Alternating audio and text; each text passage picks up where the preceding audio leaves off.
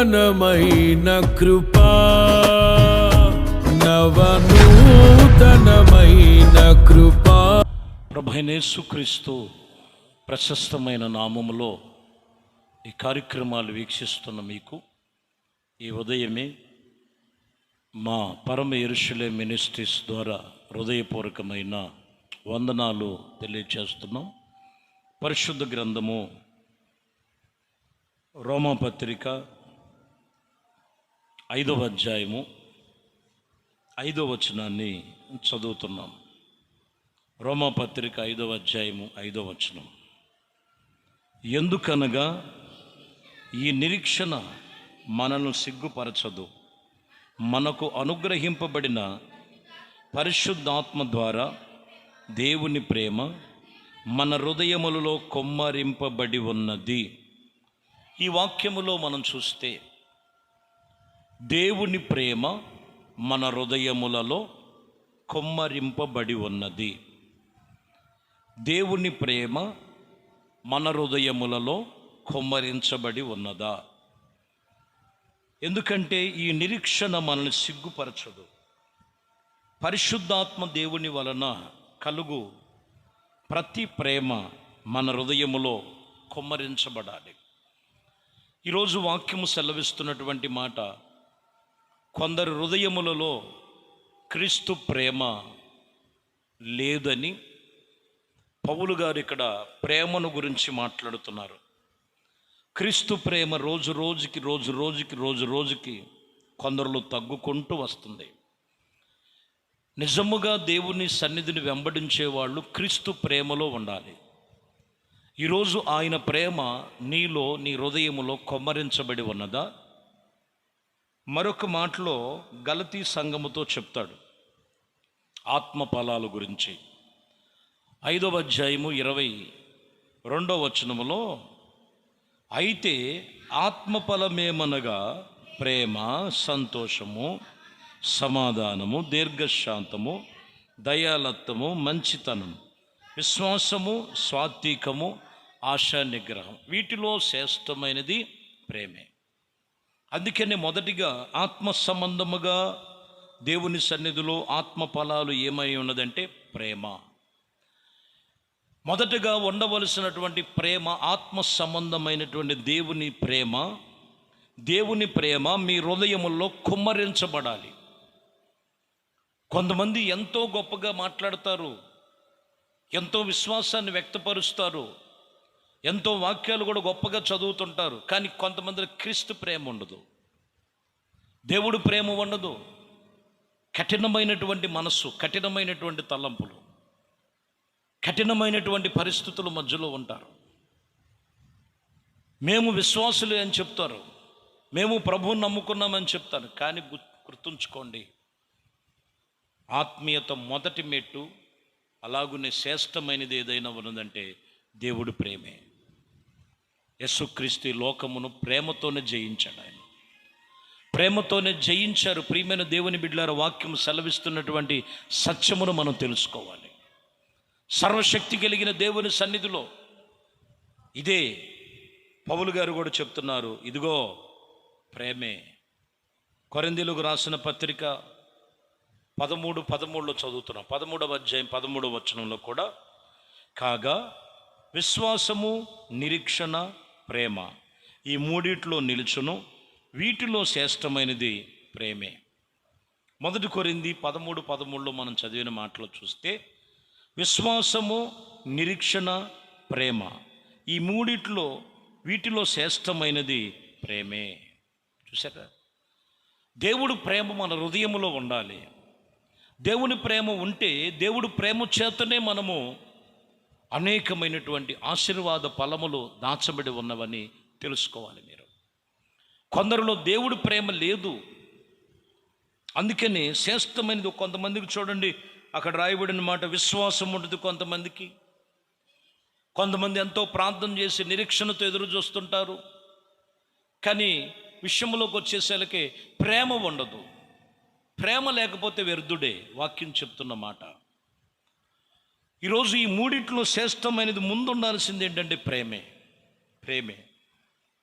ప్రేమే శాశ్వత కాలము ఉండును. ఎందుకంటే 5వ అధ్యాయంలో యోహాను సువార్తలో 42వ వచనములో ప్రభు మాట్లాడతారు. అక్కడ యోహాను సువార్త 5వ అధ్యాయము 42వ వచనంలో, నేను మిమ్ములను ఎరుగుదును, దేవుని ప్రేమ మీలో లేదు. చూసారా? లేదు. చాలామంది అక్కడ చెప్తున్నటువంటి విషయమును ప్రభు గుర్తించి వాళ్ళ హృదయాన్ని చూసి, నేను మిమ్మల్ని గురించి ఎరుగుదును, దేవుని ప్రేమ మీలో లేదు. దేవుడి ప్రేమ లేదు. ఆ రోజుల్లో లేదు, ఈ రోజుల్లో కూడా కొంతమందికి సంఘాల్లోనే పడదు, విశ్వాసికే పడదు. కుటుంబంలో ఉన్నవారు ఒక 4-5 ఉన్న వాళ్ళల్లో వాళ్ళకి సరైనటువంటి దేవుడి ప్రేమ పేరుకు మాత్రమే యేసుక్రీస్తు నమ్ముకున్నాం, ప్రభువుని వెంబడిస్తున్నామని, కానీ ఒకరికొకరు క్రీస్తు ప్రేమ వారిలో ఉండదు. ఈ వాక్యం చెబుతున్నటువంటి విషయములో, నేను మిమ్మల్ని ఎరుగుదును, దేవుడు ప్రేమ మీలో లేదు. చాలా జాగ్రత్త. ఎంత భక్తి చేసినా ప్రేమ లేనివాడు వ్యర్థుడే అని రాయబడి ఉంది. దేవుని ప్రేమ నీ హృదయములో కొమ్మరించబడాలి. నీ హృదయములో కొమ్మరించబడినట్లుగా వాక్యం చెప్తున్నటువంటి రీతిగా నువ్వు చాలా జాగ్రత్తగా నువ్వు పరిశోధన చేయాలని వాక్యం చెప్తున్నమాట. ఎందుకంటే 1 యోహాను 2వ అధ్యాయము 15వ వచనం, 1 యోహాను 2వ అధ్యాయము 15వ వచనములో మనం చదివితే, ఈ లోకమునైనను లోకములో ఉన్నదానినైనను ప్రేమింపకుడి. ఎవడైనను లోకమును ప్రేమించిన ఎడల తండ్రి ప్రేమ వానిలో ఉండదు. లోకమునైనను కానీ లోకములో ఉన్న వాటినైనను కానీ ప్రేమించకూడదు. ప్రేమించినట్లయితే తండ్రి ప్రేమ వారిలో ఉండదు.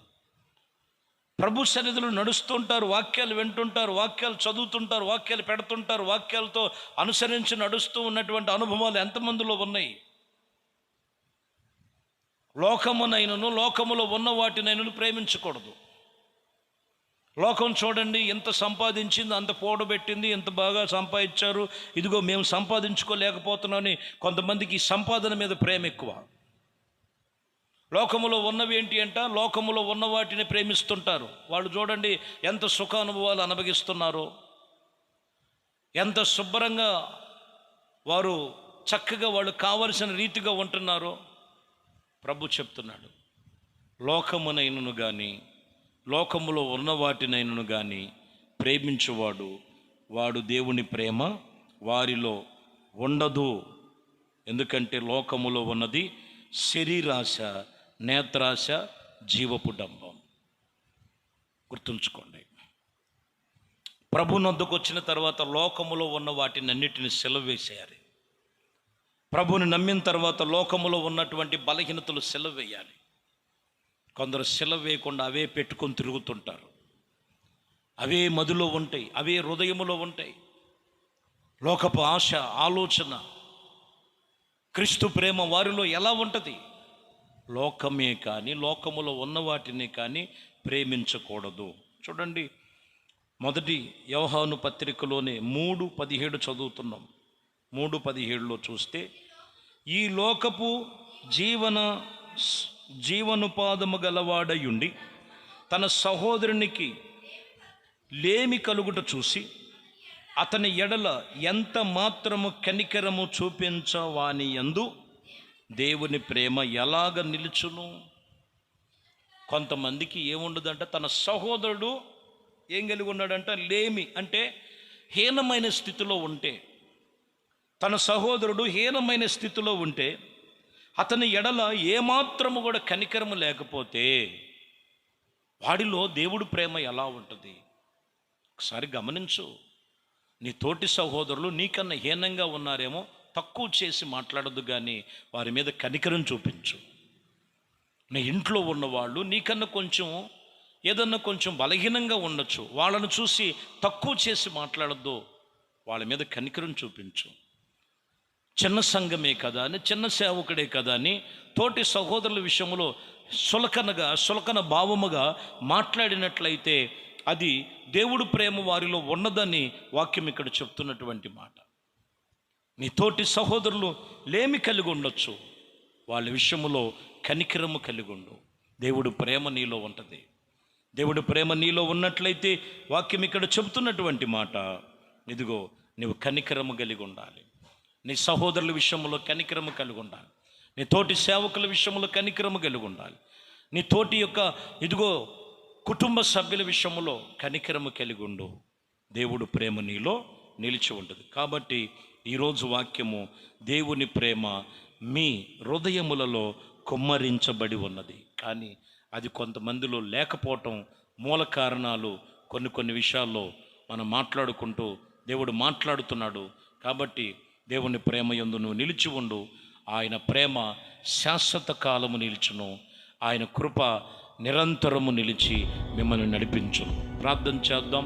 పరిశుద్ధుడా, ప్రేమ కలిగిన తండ్రి, దయగలిగిన మా ప్రభువా, మీ శ్రేష్టమైనది పరిశుద్ధ నామమును బట్టి మీ కొందనాలు, స్తుతులు, స్తోత్రాలు చెల్లిస్తున్నాం. మీ కృప, దయా సంకల్పమును బట్టి ఇదిగో ఈ ఉదయ కాలము క్రీస్తు ప్రేమ మీ హృదయములో కుమ్మరించాలని దేవుని ప్రేమను గురించి స్తున్నంగా మాట్లాడారు. ఏ విషయములో బలహీనమైపోయారు, ఏ విషయములో లోకమును కానీ లోకములో ఉన్న వాటిని కానీ ప్రేమించక సహోదరుల విషయములో ఇదిగో నిరీక్షణ, విశ్వాసము, ప్రేమ, వీటిలో శ్రేష్టమైనది ప్రేమేనని వాక్యం చెప్తూ అట్టి ప్రేమ కలిగి జీవించే జీవితం ప్రతి ఒక్కరికి అట్టి ధన్యతలోనికి నడిపించమని, మహిమ, ఘనత, ప్రభావాలు మీకే పొందుకోమని నజరేయుడైన యేసుక్రీస్తు నామములో ప్రార్థించి వేడుకొనుచున్నాము తండ్రి. ఆమేన్. ప్రభు మిమ్మల్ని దీవించి ఆశీర్వదించునుగాక.